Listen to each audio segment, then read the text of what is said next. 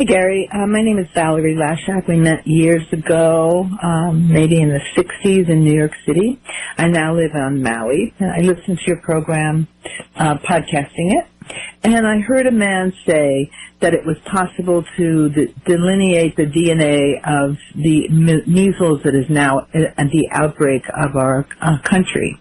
And I was wondering whether a DNA has been done, because it's really important to know whether ordinary measles is being spread or the DNA measles from the vaccines are being spread. I'm very curious. I'm anti-vaccination, except it's necessary, and I don't want to have anybody forced to have a vaccine that is just propaganda.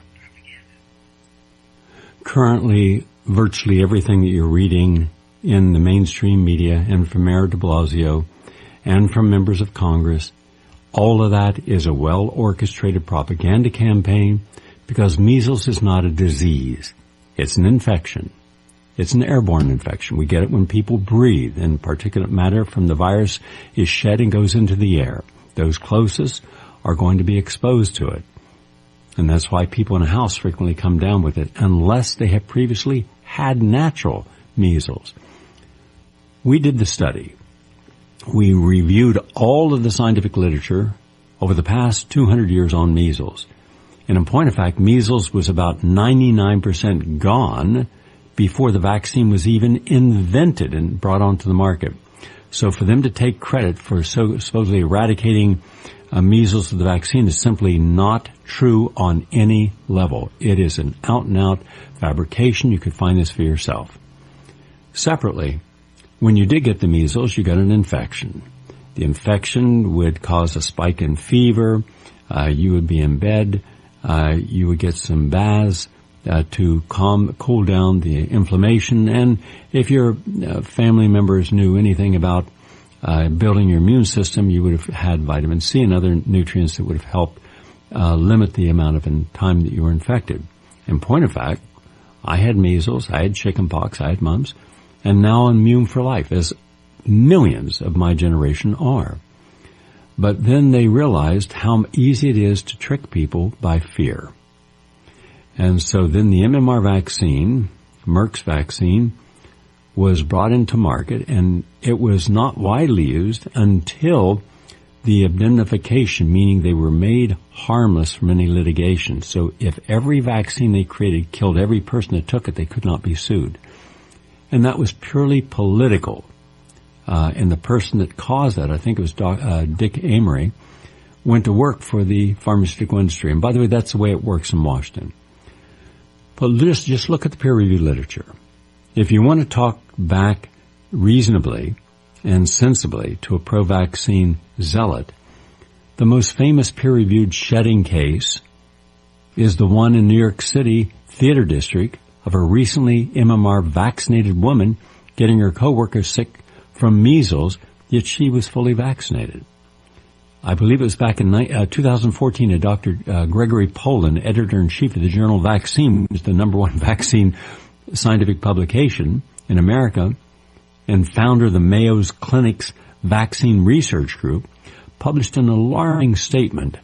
And I want you to remember what I'm about to tell you, because this ends much of the argument. He says that the vaccines that we have today, the measles vaccine, has a poor efficacy record, meaning it doesn't work in a lot of the cases. In fact, during the first half of 2014, there were 16 large measles outbreaks in the U.S., and Dr. Poland does not believe this is due to unvaccinated individuals, but because the vaccine's failure to conform and confer immunity.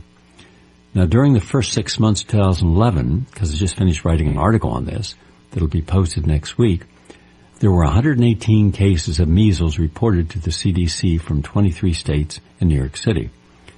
There were no deaths. Now, among the 118 cases, 105 were both import-associated. What's that mean? And unvaccinated. It means these were people coming with wild virus infection from other countries.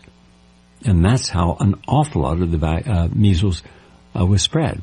Now, the 87 U.S. residents who came down with measles, 74 were unvaccinated.